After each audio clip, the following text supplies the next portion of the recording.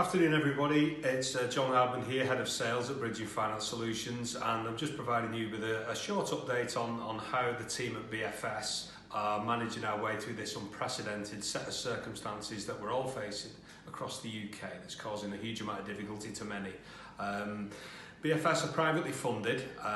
We are continuing to write new business, albeit the difficulty with third-party agents such as valuers and solicitors is making the process very, very slow indeed. So the bulk of our work at the moment is in managing our existing book. We're trying to make sure that we're helping out our bridging clients and perhaps more importantly property development clients to make sure that if there are any bumps in the road, we can be around to assist where we possibly can. Clearly, there is a short-term liquidity issue in the market. We've seen a few lenders stop lending altogether and pull out of the market, which is worrying and upsetting.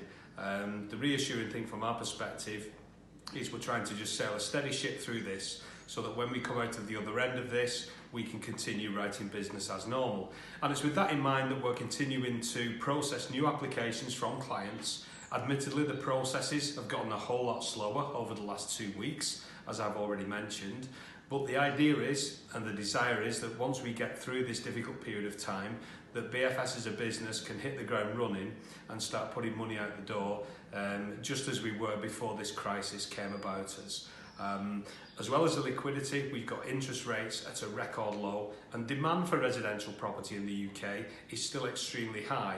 I think if we couple that with the fact that the equity markets are absolutely all over the place across the world at the moment, I think what we'll find when things settle down is that people do rush into property, rush back to property as effectively a safe haven from the volatility of equity-based investments. So, just to cap off what we've discussed there, we still remain open for business at BFS. We're very much focusing our efforts into helping our existing clients and managing those relationships properly and sensibly.